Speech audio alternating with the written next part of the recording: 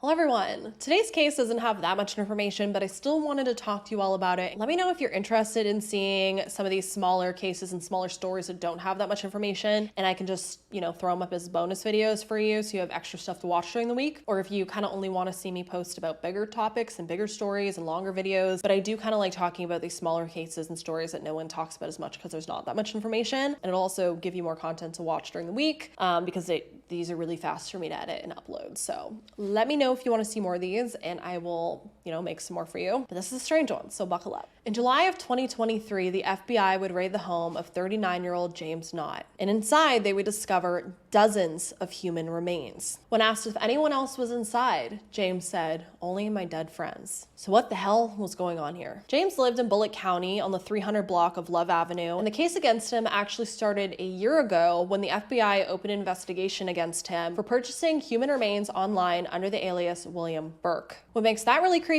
is that William Burke was actually a serial killer in Scotland in the 1820s who sold his victims' bodies for the use of medical training. Law enforcement would end up viewing James's public Facebook page, which included posts about human remains for sale as recently as June 2023. And this case goes down a rabbit hole, one that I'm sure is even deeper than just what I'm covering today. A man named Jeremy Pauley, who was in Pennsylvania, was also selling human remains, including organs and skin, from his home. He was actually purchasing them from a woman named Candace Chapman, who was a mortician in Arkansas. So Jeremy Pauley was getting his remains that he was selling online from a literal mortician. Last year, local police would end up finding skin and organs inside of his home, and those findings were said to have provided more information about others involved in the network, basically a human body part smuggling network. But back to James, because inside of his home office, authorities would find 40 human skulls, spinal cords, femurs, and hip bones. The skulls were decorated and around furniture in the apartment. One of the skulls had a headscarf around it, while another was on James's bed. FBI agents also found a K-47 with loaded magazines, dummy grenades, 2 plates of body armor, and a loaded .38 special revolver. Now, according to neighbors, James was a loner who kept to himself. He had also previously been sentenced to 30 months in prison and 3 years of supervised release for a felony violation, including possessions of an unregistered destructive device and possession of a firearm by an unlawful user of marijuana. But this case kept getting bigger and bigger because it looks like this body part selling scheme may include stolen cadavers from Harvard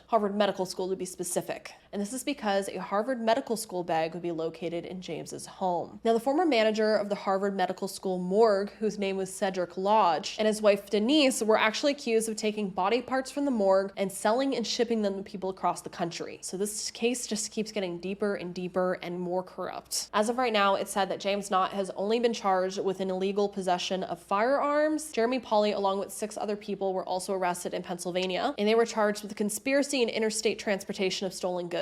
And the thing is, James Nott was never charged for having all these body parts in his home, as far as I can see, because although this case is very creepy, it is not illegal to own human body parts. But how many people are out there using stolen human body parts and selling them? And that begs the question, what if some of these body parts are from missing people or from murdered people and we would never know? And maybe that's where some of these people's bodies go, when people just go missing or are murdered, and then their body parts are just sold and they could be sitting in someone's home right now on their shelf. In my opinion, it's giving very much Ed Gein. Very much Ed Gein. But how do you feel about all this? Do you think it should be legal to own human body parts and just have them decorating your home? I guess if someone wants their body parts sold for medical science or to be put in museums and stuff, I don't really see an issue with that.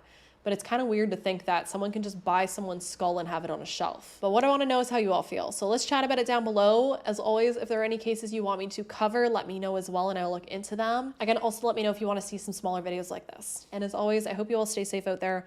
Lock your windows and doors, and I will see you all in the next video.